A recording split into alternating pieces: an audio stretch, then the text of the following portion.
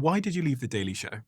Because the moment you left The Daily Show, you'd won these huge awards. The show had caused this sort of digital revolution, which we hadn't seen before, where the Daily Show had become, from my experience of The Daily Show, was much more of an online show than it Yeah. had ever been before. Most of the time I watched The Daily Show, I'd be watching it on YouTube, or I'd be watching it on clips that were going around the internet, and the billions and billions of views it was doing at that point. Why would someone leave that situation? I don't know why someone would leave it, Why did you leave it? because it was time. It was just time. How'd you know? I don't know. That's something I've always felt I've known in life, and I don't know why. Like the fight? Yeah, but not in a negative way. This is more okay. So here's the thing. I think part of it comes from where I am from, and maybe you'll relate to this as somebody from the UK. In South Africa, TV shows end.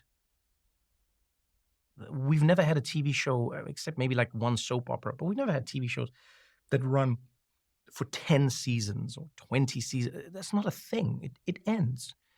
And it doesn't end because it's bad. It ends. It just ends. And I look at some of my favorite creators of things, like I look at like Seinfeld. They were like, all right, it's done. The network was like, we can give you more. We can do more. They're like, yeah, but it's done. We just feel like it's done.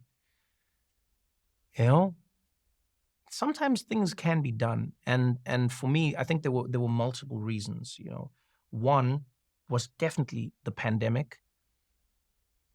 I took for granted that the pandemic was a moment where many people were forced to be at home, but then, the silver lining of that terrible period for many people was that they got to just pause for a moment. Many people will tell you the story of how they're like, man, during the pandemic, I just paused and I didn't. I was making the show from home and I was just going at it. And I'm really glad and I'm lucky that I got to do that because it sort of shielded me from some of the panic that came with the pandemic of what are you doing? What are you not doing? Where's life going? I was just like, I'm just doing my show. I'm just doing the show. I'm doing the show. I'm doing the show.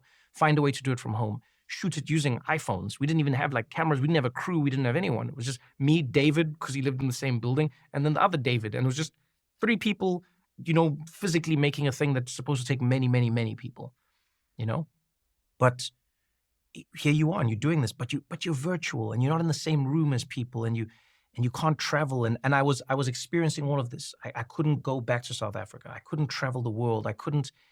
And one of the big things I learned during the pandemic was I had made my life about work and I had made everything else secondary, right?